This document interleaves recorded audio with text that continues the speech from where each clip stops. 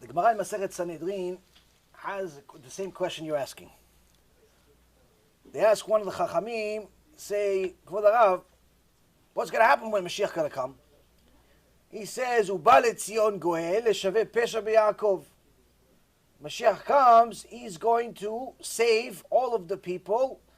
They used to be criminals against Hashem, but did Teshuva. He says, well, what's going to happen to the rest? He says, oh, the rest is going to destroy them. What? Yeah, Mechalel Shabbat is going to destroy them. What? The one that goes and touches a woman that's not his wife, you can destroy him immediately. What? The one that's eating pork, gone. What? Scary Gemara. Scary Torah. So what do we do? How's it going to destroy them?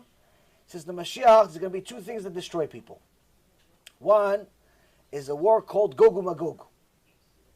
Gog and Magog is like the Goyim called Armageddon, the end of the world. Now at the time this Gemara was written, almost 2,000 years ago, it was unimaginable how the world can end in a few moments. Why? Because weapons that we had back then were spears.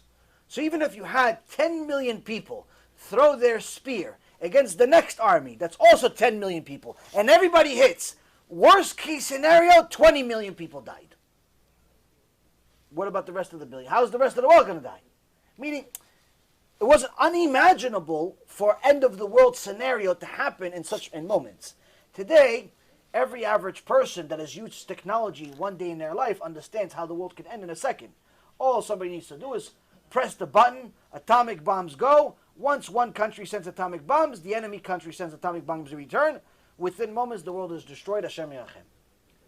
So this we already knew from the prophet Zechariah, who wrote in chapter 14 of Zechariah that at the end of the world, the certain things are going to happen, and he describes exactly what's going to happen.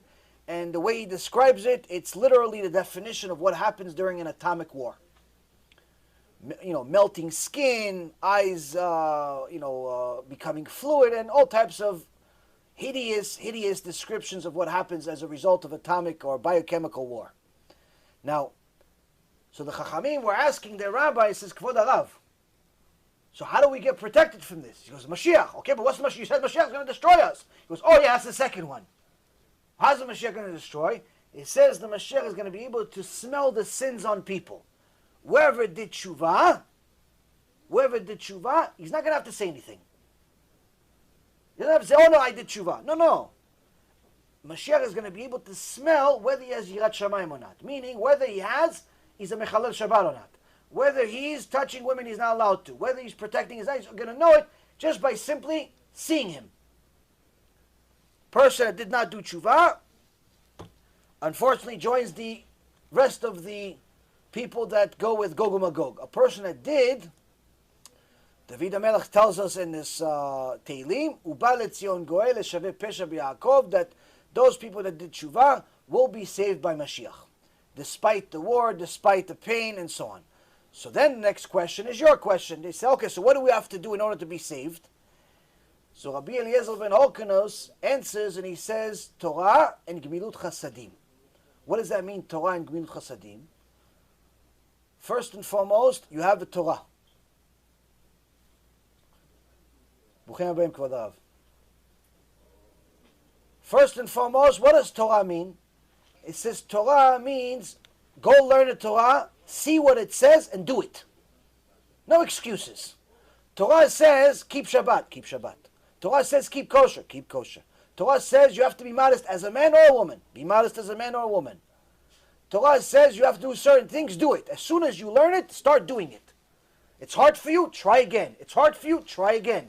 It's hard for you, try again. Try and try and try until you pass. Just like anything else that's worthwhile in life. If somebody wants a really good job, and they go apply for that job, and they don't get the job, if they're a loser, what are they going to do? They're going to go kill themselves. Oh, I didn't get it. If they're a winner, what are they going to do? They're going to try again. They're going to ask the guy, okay, why didn't I get the job? The guy says, you don't have the qualifications. Oh, what qualifications do I need? Oh, you need to have C++, A++. You have to have all these qualifications for this job. Oh, okay, no problem. I'll see you in a few months. He goes to special courses, gets these degrees, gets these things. He comes back to the company, says, I got it. What do you get? What you told me I was missing. Why? Because he wants the job. You want something, you go after it. That's what a winner does. That's what a winner does. So, HaKadosh Baruch Hu told us, you have a Torah. You have mitzvot. Some of them in the beginning are going to be hard for you. Well, you have a lot of peer pressure. Your friends are going to the movies. You want to go to Shiur Torah, but your friends say, why are you going to go to Shiur Torah? Come to the movies. No, the new X-Men is out. The new Spider-Man is out. The new Hashem Yerachem is out. The new something is out. The new Gehenom is out. No, why don't you go to Shiur Torah? Why? Come with us to the club. Come have a couple of drinks. You're going to find a new girlfriend today. And tomorrow a new one. Every day new one. Come to the club. You say, yeah, I want to go to the club, but I also want to go to Gan Eden. They don't go together. Gan Eden and the club, they don't go together. If I go to the club, no Gan Eden. So the only place going to help me go to Gan Eden is Shiur Torah. So the guy makes a choice. It's hard because all of his friends are going to the club. But he makes that choice. If he fails once, try again next time. Fails another time, try again next time. And try and try and try until you succeed in every mitzvah. But in order to know what to do, you have to learn. So that's Torah. Torah is learning and then doing. What's Gemilut Chasadim? Gemilut Chasadim means doing an abundance of kindness. What kind of kindness? You can do small kindness, like for example, give somebody a little bit of money. Somebody needs some money, give him a little money. Somebody needs challah, you go buy it for him. You go to the store for him.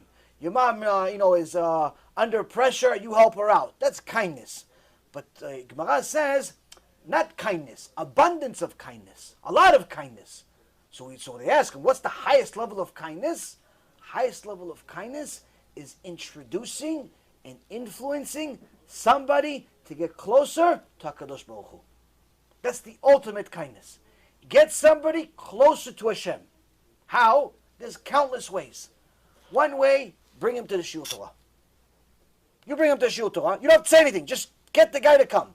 Get the girl to come to Shiur Torah. She comes. He comes to the Shiur Torah. They listen to Shiur Torah. Next thing you know, they start doing mitzvot. You did your job. You finished. You have achieved an enormous achievement that's worth a lifetime. Just for that, you get 310 worlds in heaven. Not one world. You get 310. Just for bringing one Jew back. Imagine you brought 10. Imagine you brought 1,000. There's no one richer than you. Why? You brought him to Shiur Torah one time and then they decide to stay. You can't bring him to Shiur Torah. Give him one of these free CDs. Give him a CD. Give her a CD. Hey, listen to this. They listen to it. They start doing what it says. You finished. Why? That's it. You saved the person. You saved this person's olam. That's the best kindness in the world. Why? Because even if you save somebody's physical life, for example, there's certain people that are a little bit crazy. They decide they want a job, they want to work for the president. How? As a security guard, that's his personal bodyguard. What's a personal bodyguard for a president? Job requirement is you have to be willing to die for the president. Even though he's not going to be here forever, he's only going to be here for another few years. You have to be willing to die for him. Even though a lot of people don't like him, you have to be willing to die for him. Even though a lot of people disagree with him, you have to be willing to die for him. That's the job. So even though if he's going to be fired in 2 hours from now, you know that his whole presidency is over in 2 hours. He's gone. He's not going to be president anymore. He will never have another seat in office again. Why? Because his presidency, 8 years, maximum finished. You know it's over in 2 minutes. But somebody comes with a gun and wants to shoot him. Guess what? If you're that security guard, you have to jump in front of that bullet. Yeah, but he only has 2 minutes. You're going to lose an entire life of 70 years. For what? For this guy to be president for another 2 minutes? Yes. That's a crazy person. That's a crazy person. Jews don't have such a thing. Why? Because we don't want to be crazy people. We don't want to save lives physically only. We want to save neshamot. Why? Because the neshama is eternal. It's forever. It's worth much more than the body. Much more than the body. Even if the body dies, the neshama continues. Either to a good place or a bad place. The point being is that a person realizes, you know what? I'd rather save this guy's neshama much more than save his body. Why? Because if I save his neshama, I save him forever. If I save his body, all I'm doing is maybe I'm buying him another few minutes. Maybe he's still going to get hit by a truck 5 minutes from now. So even if you give him money, let's say, for example, to buy food, maybe he's going to choke on the food and die anyway. So it's not considered the highest level of kindness. It's good, but it's not the highest level. Highest level is saving his neshama. So that's what a person needs to do. Needs to learn as much Torah as they can on a daily basis. If you're not learning at all every day, start with Shiurim. Start watching our Shiurim. 10 minutes a day, 15 minutes a day, a half hour a day, an hour a day, but make it every day. Every day you learn a little bit. After that, start doing the mitzvot. After that, start influencing other people by sending them whatever you're watching. You watch a shiur, you like it, send it to your friends. Send them on WhatsApp, send them on email. Get them to come to the shiur. Get a few CDs and give it to them. You have some money to sponsor CDs, but you can't give it to people. You could donate the money and we'll give the CDs for you. The point is that do something to save other people. If you do those two things, the Gemara says, you have nothing to worry about. You don't do them, you have everything to worry about.